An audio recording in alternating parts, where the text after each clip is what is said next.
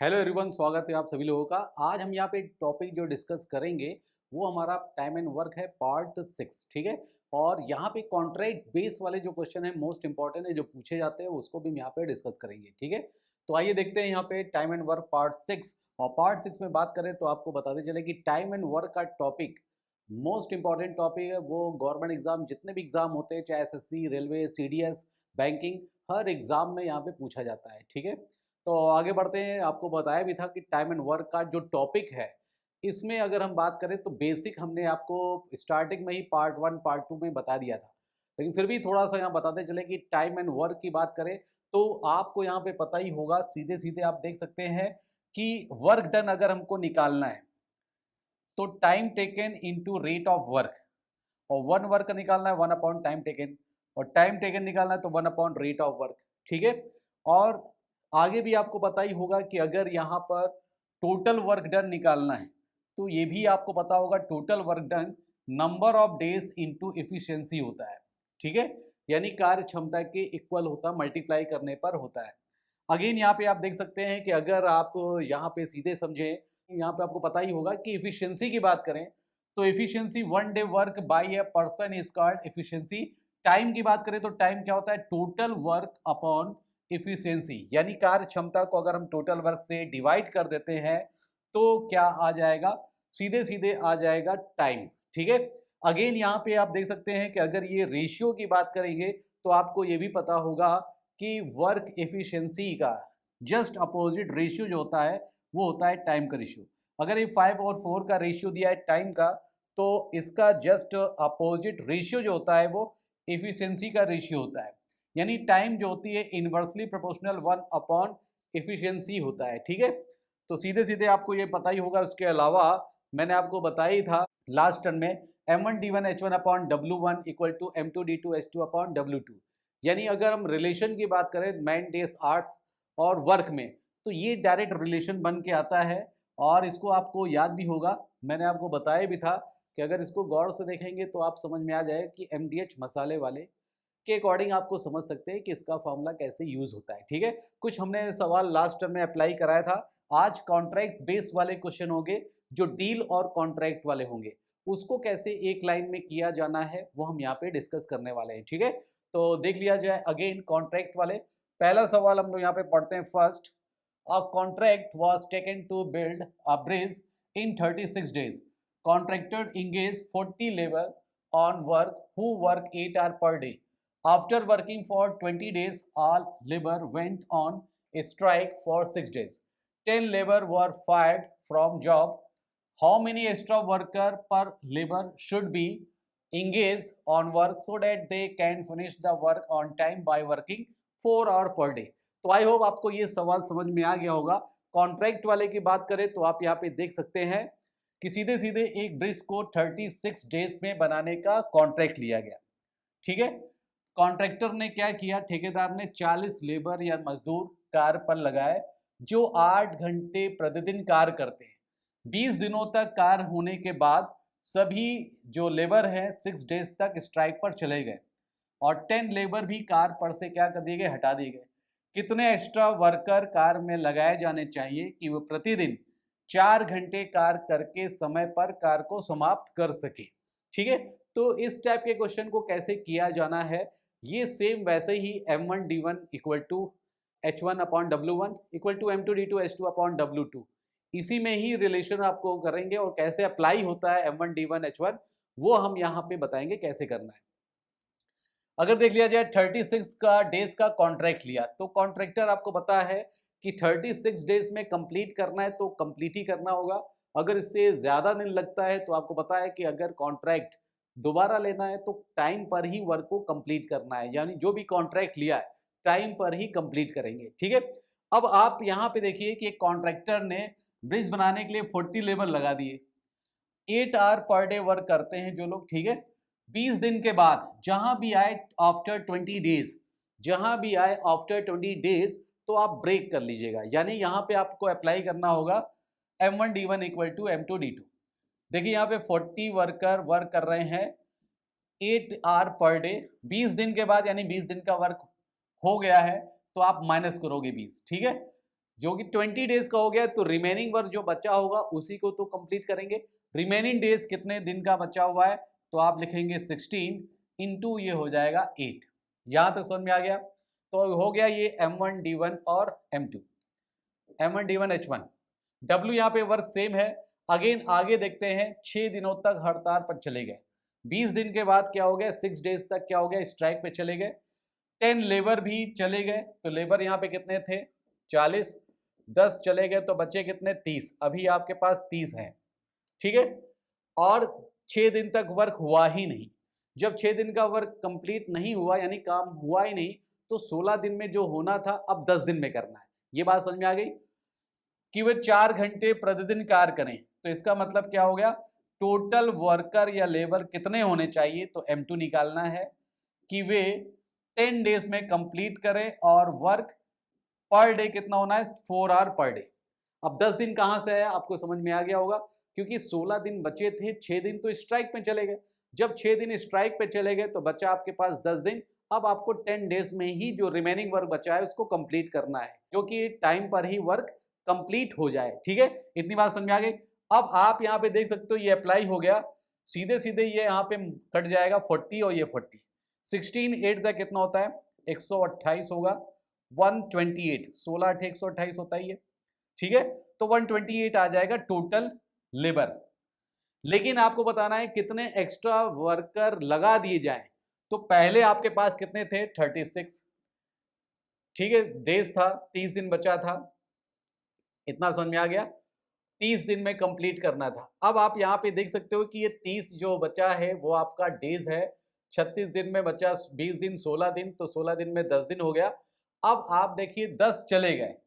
जब 10 चले गए तो 40 में से 10 चले गए, 30 बचा है ना, तो 30 आपको माइनस करना है। जब 30 माइनस करेंगे तो कितना एक्स्ट्रा चाहिए, माइनस करेंगे तो आ जाएगा 98, ठीक है। तो एक्स्ट्रा कितने चाहिए, 98। सिंपल सी बात है, जैसे भी आपने देखा होगा बिल्डिंग बनती है तो वहां पे लेबर लोग लगा दिए जाते हैं, ठीक है। वर्क जब टाइम पर नहीं होता है, बिल्डिंग कंप्लीट नहीं होती है, तो एक्स्ट्रा वर्कर लगा दिए जाते हैं। जो पहले है वो तो है ही, लेकिन और कितने चाहिए कि वर्क को टाइम पर कंप्लीट कर दें। तो 40 में से आपका 10 जो चले गए थे, 10 लेबर छोड़कर, तो बचे आपके पास 30। कितने बुलाने चाहिए, अगर 128 की बात करें तो 128 क्या है, वो टोटल वर्कर है। अगर आपके पास होंगे तो वर्क जो रिमेनिंग बचा हुआ है वो 10 दिन में कंप्लीट कर लेंगे। तो आई होप आपको ये समझ में आ गया होगा कि इस टाइप के क्वेश्चन को कैसे किया जाता है, और आपको समझ में भी आ गया होगा, ठीक है। तो आई होप आपको समझ में आ गया। तो आंसर हमारा यहाँ पे क्या होगा, 1 होगा, 98। चलते हैं एक और सवाल देखते हैं, फटाफट देखा जाए अगला सवाल, और इसको भी देख लेते हैं। ये भी बहुत ही अच्छा सवाल है। 24 men undertake a contract of finishing a work in 60 days by working 8 hours per day. After working for 10 days, all worker went on strike. सभी वर्कर क्या हो गए, स्ट्राइक पे चले जाते हैं, ठीक है। The work was undone for 20 days, और 20 दिन तक वर्क हुआ नहीं। How many extra worker should be engage in work that they finish the job before 5 days of the deadline by working 6 hours per day। अब क्या करें, जो contract लिया था उस डेज में नहीं करना है, 5 दिन पहले ही खत्म हो जाए। 5 दिन पहले का मतलब है कि कॉन्ट्रैक्टर ने क्या किया है, सीधे सीधे आपको डील जो मिली है कंप्लीट करना है। तो अगर कुछ चेंजेस होता है तो चेंजेस माइंड में भी हो जाता है कि अब हमें यार 5 दिन पहले ही वर्क करना है, यानी 5 दिन पहले ही वर्क को पूरी तरह कंप्लीट करना है, ठीक है, कॉन्ट्रैक्ट। तो इस टाइप के क्वेश्चन को देखा जाए तो आप यहाँ पर देखें एक बार अगेन कैसे सॉल्व करना है। 24 आदमी 24 8 आवर पर डे वर्क करके किसी कार को 60 दिन में समाप्त करते हैं, ठीक है। कॉन्ट्रैक्ट लिया 60 डेज में। आफ्टर 10 डेज, 10 दिन करने के बाद सभी स्ट्राइक पे चले गए। तो पहले आप बना लेते हैं 10 दिन के बाद, जो भी कंडीशन चेंज हुई 10 डेज के बाद हुई, ठीक है। तो 10 डेज तक के बाद हुई, यानी 10 दिन के बाद होने का मतलब यही हो गया कि 10 दिन तक तो यार वर्क हुआ ही है ना। तो 10 दिन तक कितना वर्क हुआ वो निकाल लेते हैं। तो सेम वैसे ही M1 D1 H1 upon W1। तो देखिए 8 आवर, 10 दिन के बाद बचा कितना, 50 दिन, 50 डेज, और 8 आवर पर डे। ये हो गया आपका M1 D1 H1, ठीक है। अब देखो आगे कंडीशन क्या है, सभी स्ट्राइक पे चले गए। 20 दिनों तक रुका रहता है वर्क। अगर 60 दिन की बात करें, 10 दिन हो चुका, 20 दिन रुका हुआ है, तो 50 में से 20 आपको माइनस करना है। अब आपको कब करना है? 30 दिन का करना है, यानी 30 डेज आपके पास बचे हुए हैं। क्योंकि 20 दिन तक वर्क हुआ नहीं, लेकिन डेट तो जा रही ना, डे तो निकलता जा रहा है, तो आपको 30 दिन में करना है। अब आगे पढ़ लेते हैं जरा। बाद में कितने एक्स्ट्रा वर्कर लगाए जाए कि वे 6 घंटे प्रतिदिन कार्य करके निर्धारित समय से 5 दिन पहले कर लें। अब एक और कंडीशन आ गई, जो 30 दिन बचा था उसमें भी टेंशन हो गई, क्योंकि 5 दिन पहले कंप्लीट करना है। 5 दिन पहले का मतलब हो गया 5 और माइनस करो, यानी 25 दिन में आपको कंप्लीट करना है। ये बात समझ में आ गई। अब हमें चाहिए कितना? Total worker M2। ठीक है, कितने वर्कर चाहिए कि वे 6 आवर पर डे वर्क करके 25 दिन में कर लें ना, जो रिमेनिंग टाइम बचा है। तो जो M2 आएगा वो टोटल नंबर ऑफ वर्कर आएगा, इंक्लूडिंग स्टार्टिंग, यानी स्टार्टिंग में जितने भी लेबर हैं उसको भी मिलाकर है। कितने एक्स्ट्रा बुलाना है तो उसको माइनस करना पड़ेगा। ठीक है, अब ये बनकर आ गया। अब आपको कुछ नहीं करना है, सीधे सीधे इतना करना है कि ये कट जाएगा, 25 का डबल है, ठीक है, और ये 6 का 4 बार है, 6 4 ज़ा 24, 4 2 ज़ा 8, 8 8 ज़ा 64, 64 आ गए आपके पास टोटल वर्कर। पहले कितने थे? 24, 24 माइनस कर लेना, तो एक्स्ट्रा कितना आपको बुलाना है वो आपको पता चल जाएगा, और ये आपका आ गया 40। 40 आपको एक्स्ट्रा बुलाना पड़ेगा, तभी वर्क कंप्लीट हो जाएगा 5 दिन पहले। ठीक है, 5 दिन पहले यानी 25 डेज में कंप्लीट हो जाएगा। तो आई होप आपको ये समझ में आ गया कि एक लाइन में जो कॉन्ट्रैक्ट वाले जो पैराग्राफ वाले क्वेश्चन होते हैं या सवाल होते हैं वो कैसे सॉल्व किया जाता है। ठीक है, तो अगेन आगे देखते हैं। नेक्स्ट देखा जाए, इसका आंसर आपको पता ही 40 है। एक और सवाल देखते हैं, तो आई होप आपको समझ में आ जाएगा। एक और सवाल again, a contractor undertakes to build a wall in 50 days. He employs 50 people for the same. However, after 25 days, he finds that only 40% of the work is complete. How many more men need to be employed to complete the work in time? अब देखो, time पर complete करना है। अब देखा जाए, एक ठेकेदार ने 50 दिनों में एक दीवार बनाने का कार्य लेता है, वह उसी के लिए 50 लोगों को नियुक्त करता है। ठीक है, हालांकि 25 दिनों के बाद वह पाता है कि कार्य का केवल 40% हुआ, तो निर्धारित समय में कार्य पूरा करने के लिए, निर्धारित समय का मतलब होता है जो फिक्स किया गया है, जो कॉन्ट्रैक्ट लिया गया है। ठीक है, कॉन्ट्रैक्ट में ही कंप्लीट करना है, तो कितना एक्स्ट्रा वर्कर लगा दिए जाए।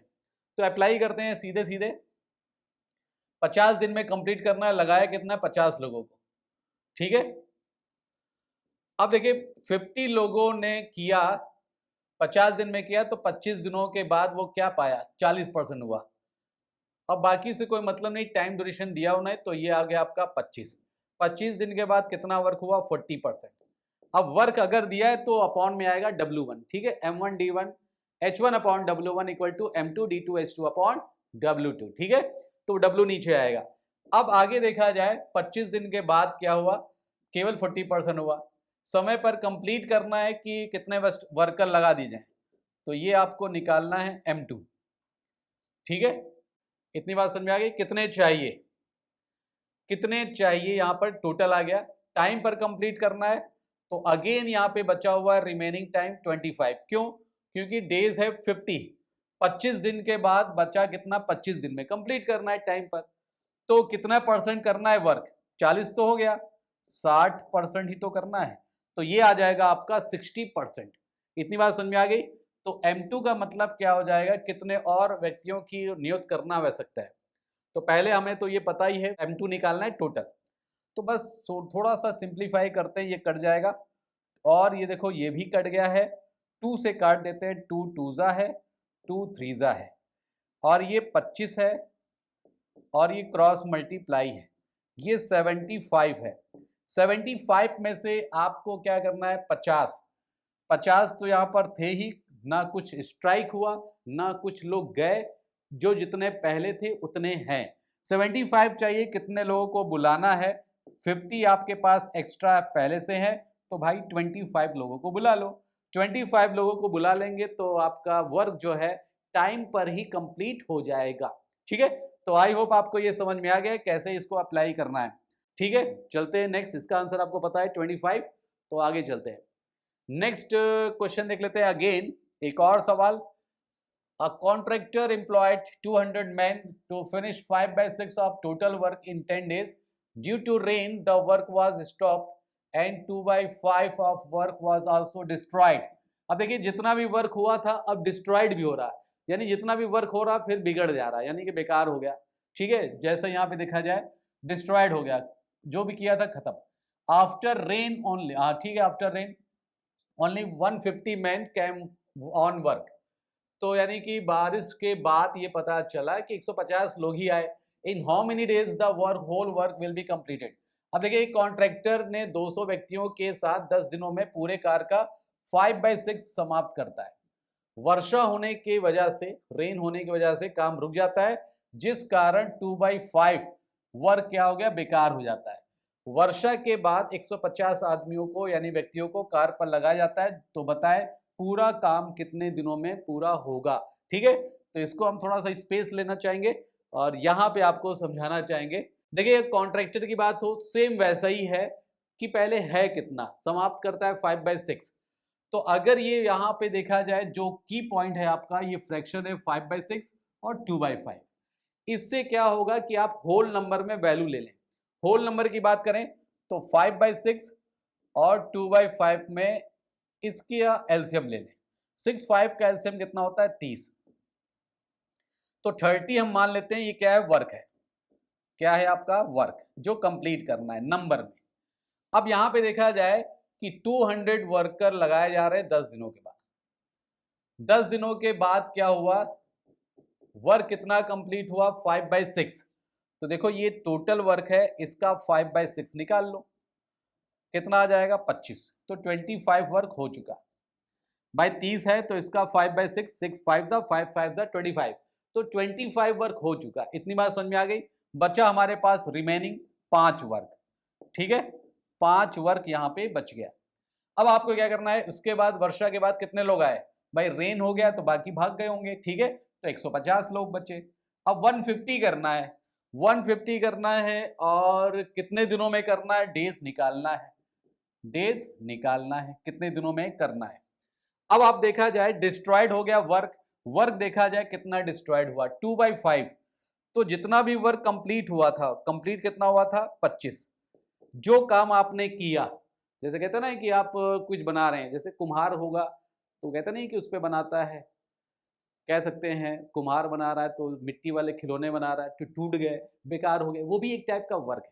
ठीक है, तो अगर यहाँ पे देखा है डिस्ट्रॉय हो गया है, तो जो वर्क है, ठीक है, मान लेते हैं 25 कुल्हड़ हैं, 30 कुल्हड़ बनाने हैं और 25 बनाया और 25 में से टूट गए कितने, तो 2/5 ही तो टूटे। 2/5 अगर टूट गए हैं तो कितना टूटे हैं, देखो 5 2 10, 25 बनाया 10 टूट गए, तो 15 ही तो बन गए।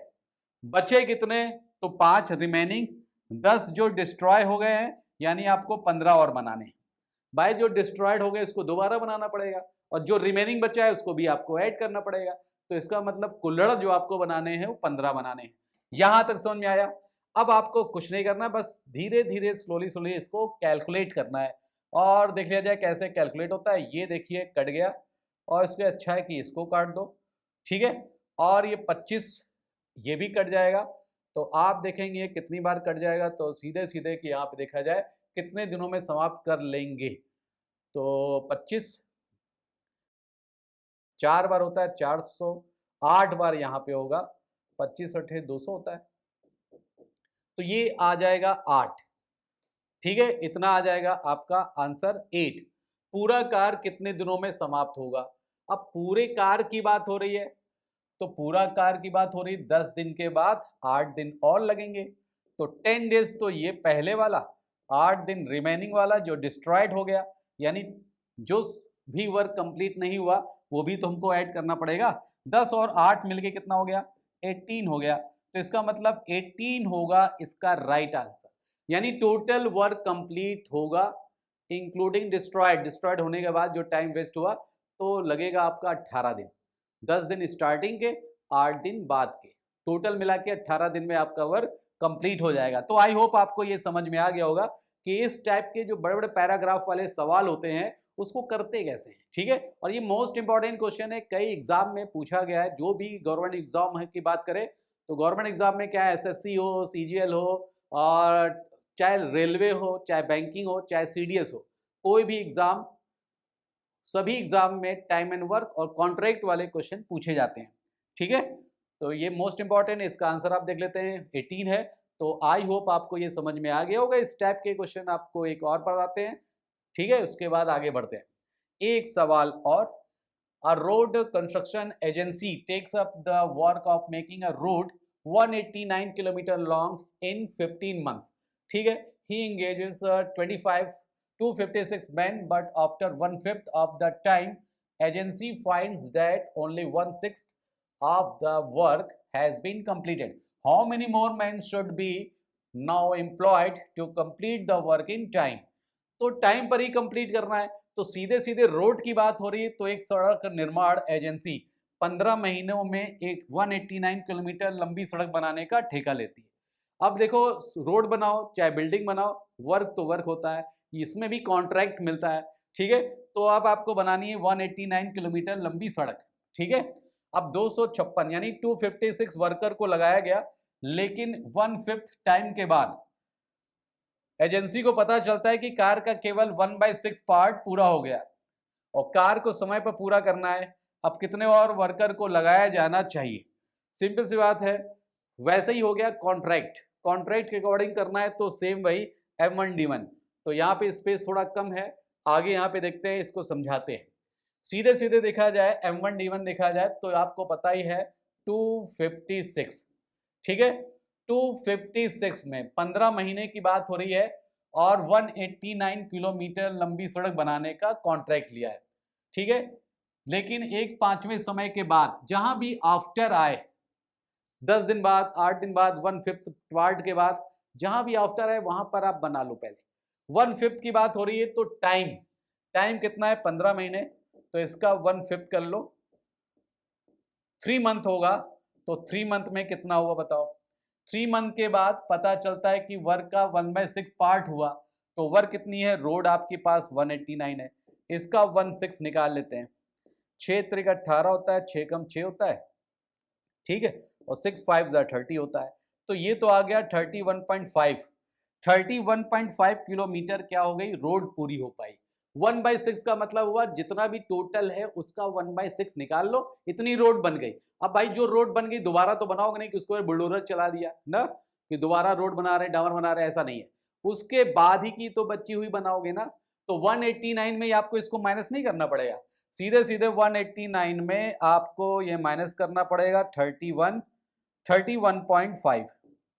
जब माइनस करेंगे 31.5 तो आप देखेंगे ये 5 तो होगा ही, ठीक है। अगेन यहाँ पे देखा जाए तो 9 में से 8 जाएगा तो 8 होगा, 157.5 आ रहा है। और यहाँ पे आपको निकालना है तो M2 टोटल वर्कर यानी M2। रिमेनिंग टाइम की बात करें तो 15 महीने में 3 महीना तो हो चुका, बचा आपके पास 12 महीने। तो 12 मंथ से यहाँ पे मल्टीप्लाई करोगे और ये बचा हुआ है 157.5, ठीक है। इन दोनों का एडिशन कितना होना चाहिए? 189 हो रहा है। देखो यहाँ पर 7 और 1 8 और 5.5 मिलके हो गया 9, ठीक है, सही है। अब आपको यहाँ पे देखना है कि कितना है, अब इसको कैलकुलेट कर लेना है। 3 ये हो गया 4 बार, और ये कितनी बार जाएगा? सीधे सीधे 4, 6 टाइम चला जाएगा और 4 64 बार चला जाएगा। 5 3 15 होता है, ये पूरा पूरा 5 बार चला जाएगा। और ये क्रॉस मल्टीप्लाई इधर होगा तो 64 इंटू 5 का मल्टीप्लाई करना है। तो आप देख सकते हैं 5 का 4 0 होगा, 30, ठीक है, 20 हो गया, 5 का 30 और 2 20, 320 हो गया। 320 यहाँ पे वर्कर आपको चाहिए, ठीक है, मल्टीप्लाई। लेकिन आपके पास देखो स्टार्टिंग में भी है 256, तो 320 में से 256 माइनस कर लो भाई। जितना भी एक्स्ट्रा बुलाना है तो जो आपके पास पहले से है उसको तो माइनस करना पड़ेगा कि हमारे पास तो इतने पहले से है। तो 10 में से देखो 6 गया तो 4 हुआ, और ये बच जाएगा आपके पास 11, 11 में से 5 गए, 6 5 11 होता है, तो 64 हो जाएगा इसका राइट आंसर, ठीक है। तो माइनस करने के बाद आंसर आपका क्या होगा, 64 होगा। तो आई होप आपको ये समझ में आ गया होगा कि इस टाइप के क्वेश्चन को कैसे सॉल्व किया जाता है। ठीक है, समझ में आ रहा है? कोई डाउट है तो देख लीजिएगा।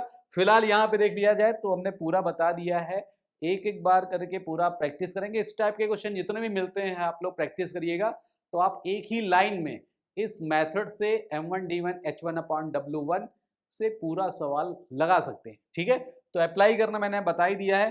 तो आई होप आपको ये समझ में आ गया होगा, इसका आंसर क्या होगा, 64 होगा। तो आगे देख लेते हैं। एक सवाल यहाँ पे और बचा है, इसको भी देखते हैं। और देखिए इस टाइप के क्वेश्चन को मैंने लास्ट, अगर हम टर्न की बात करें तो टाइप को मैंने डिस्कस किया था। ठीक है, तो इस टाइप के क्वेश्चन को हम ट्रिक के अकॉर्डिंग बता देते हैं कि इसको कैसे करते हैं। ये कंडीशन आपको पता है और एंड की कंडीशन है। किसकी है, और एंड। जब और एंड की कंडीशन होती है तो आपको यहाँ पे कैसे करना है, 3 मैन और 4 बॉयज, ये कंप्लीट करते हैं 43 डेज में। ठीक है, तो आपको निकालना क्या है, 7 मैन एंड, देखो एंड लगा हुआ है, 5 बॉयज उसे कितने दिन में करेंगे। तो आपको पता है अगर आपको किसी एक की इफिशियंसी में यानी कार्य क्षमता में निकालना है तो सीधे सीधे आपको ये पता ही होगा कि इक्वलाइज करना है, इक्वल करना है, तो आपस में मल्टीप्लाई कर दो। कैसे करते हैं, 43 इंटू 3 इंटू 4। ठीक है, जो आपको पता है और एंड की कंडीशन में क्या करते हैं, क्रॉस मल्टीप्लाई।